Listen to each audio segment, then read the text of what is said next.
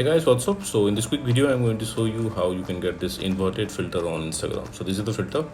Okay, you can choose between manual or automatic.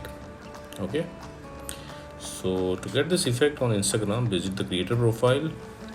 Christopher is the creator of this effect. You can follow him to unlock all his filter to your Instagram camera tray. He's having some awesome filter. So check in his filter gallery, and this is the filter, inverted.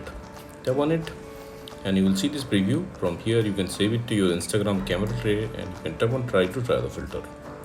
Okay, and suppose you are not getting the effect like this, then what you can do, okay, visit this website.